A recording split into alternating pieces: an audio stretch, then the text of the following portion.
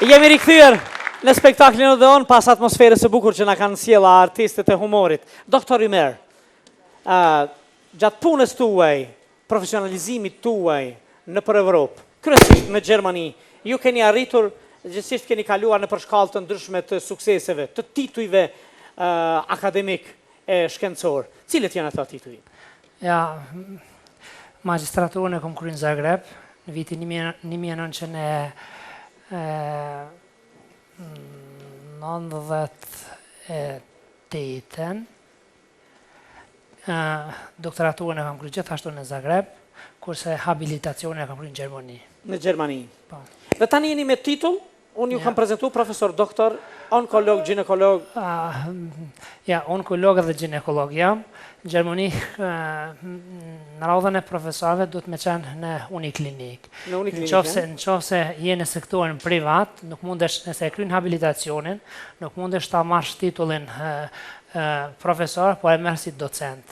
Do thotë, nuk je në këtëshinën e unit, nuk je në universitet, arsimit, po je në drejtimin privat. Nëse je në sektorin privat, atëherë mund ta fitosh titullin docent, që është prafërsisht i njëjtë me profesorisht në drejtimin e uniklinikës. Pasi keni arritur këta tituj, ju keni hap praksisin tuaj, apo ne i themi ordinancën, po në realitet praksis është goxha vështirë në perëndim të realizosh.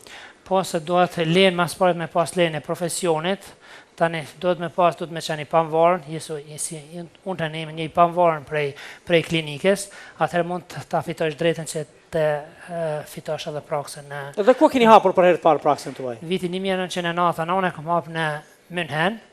Do thotë në atë kohë kur profesori im shkoi në Amerikë, atëherë rrugën e Amerikës nuk munda ta marr, atëherë më nolën në Gjermani dhe vendosa prej klinikës të profesorit Zemit të pavarësohem në München, ka qenë viti 1999. 99. Më pas ju keni hapur edhe praksisë tjera në qytete tjera, në Zürich, në Bern. Po. Meqense se nevoja e bashkëdhetarëve ishte shumë e madhe në München, na vishin prej Zürichit, prej Zvicrës, prej Hollandës, Danimarkës, por një numër më të madh pacientëve e kishme prej Zvicrës, atëherë vendosëm na që mas pari në Bern të hapëm një ordinancë onkologjike, ginekologjike, pastaj kemi hapë në Zürich dhe tani së fundi kemi hapë edhe në Sant Gallen një ordinancë ginekologjike, onkologjike. Frekuenca e pacientëve ka qenë jo vetëm shqiptar, domethënë edhe gjermanë edhe nacionalitete tjera, por edhe shqiptarët kanë frekuentuar shumë tek ju, apo jo? Natyrisht. Se thatë bashkëdhetarët. Po, nevoja bashkëdhetarëve ishte shumë e madhe për shkak të gjuhës, për shkak të komunikimit më të mirë.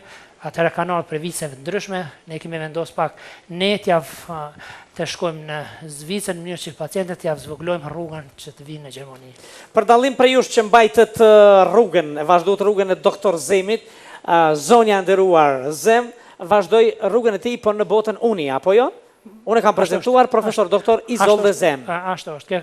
Kjo ka shku në Amerikë dhe meqense se profesori ishte në universitet, atëherë u kyça në Universitetin Amerikan dhe ka fituar titullin profesoresh e ginekologjisë. Profesoresh e nderuar, ju keni punuar si profesoresh në universitetet amerikane, në cilin universitet konkretisht? You have worked in American universities as a professor. In what universities have you taught? My late husband and I, we traveled to 38 cities in the United States, including all the major universities in Los Angeles, Johns Hopkins, in Maryland, and we did training courses in these 38 cities for the American doctors to teach them laparoscopic surgery. And it was, all the major cities, and then even some of the smaller cities, including New York, Cincinnati, Los Angeles, Chicago, Denver, Houston, Dallas, all over the United States. 38 different cities we brought and taught laparoscopic surgery and operated, teaching. So it was a wonderful experience. Pra me shoqen tim të ndjerë kemi udhëtuar në për gjithë Amerikën, kemi vizituar 38 qytete të ndryshme, nga më të mëdhajat si Los Angeles, mirë po kemi qenë edhe në universitetet të tjera, si për shembull në Johns Hopkins në Maryland, mirë po në të gjitha qytetet tjera që i përmendi, dhe kemi dhënë trajnim për metodat e laparoskopisë, mjekëve të cilët ishin aty në universitet duke ligjëruar. Dhe tërë periudhën duke mësuar. Dhe një ditë Në ashtu.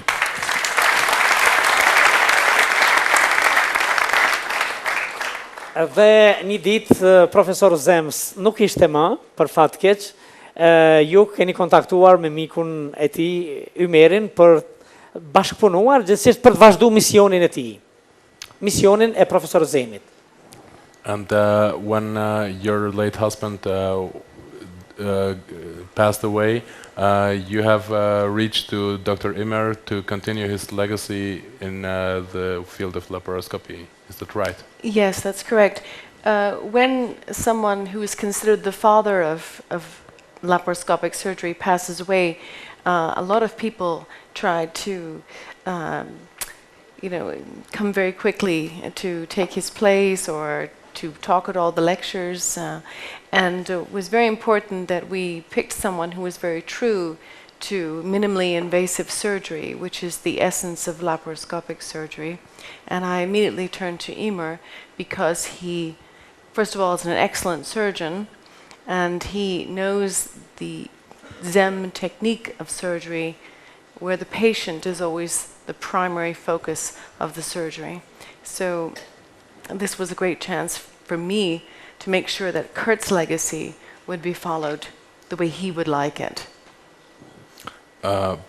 Kur vdiq im shoq, ishte për mua rëndësishme që trashëgimia e punëve të vazhdoj.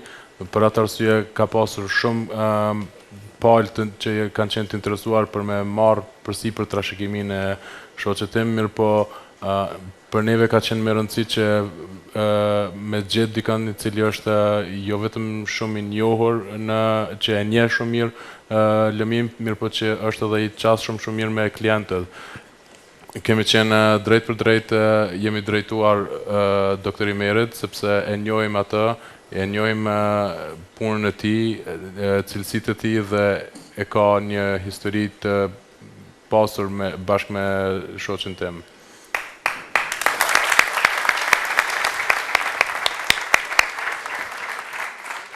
Ndonjëherë është e vështirë për ta spjeguar atë çfarë pretendojmë, nga se do të tingëllojnë, ndoshta sikur ne duam me çdo kusht të bëjmë një lloj promocioni apo reklame të Dr. Ymerit dhe doktoreshës së nderuar, por e vërteta është e tillë që Dr. Zem një ditë i kishte thënë zonjës së tij, kemi biseduar më herët që kur të duash ta mësosh sa më mirë dorën tënde për këto operacione laparoskopike të shkosh te Dr. Ymeri, mos u djersit, të kemi tonin dhe jemi shumë të nderuar që të kemi këtu.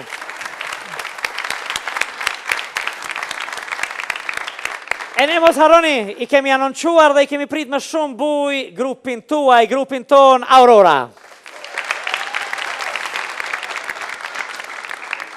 Naz, është bukur që ju kemi këtu. Është kënaqësi që ashtu po neve që jemi prezant. Edhe për neve është kënaqësi që ju kemi këtu. Për herë kur bëni këngë të bukura, gjëra të bukura, ju vini për t'i promovuar në spektaklet e mia, në spektaklin Odeon. Por ne jemi nderuar, mendoj se i gjithë opinioni që e do dhe respekto punën, mundin e mbi të gjitha këngën tuaj. Këngën që do ta dëgjojmë e keni bërë bashkë si gjithherë. Po, faleminderit. Këngën do thotë kemi realizuar një baladë titullohet Jetimi. Nëse bashkangjitet Ylli për me tregu më shumë.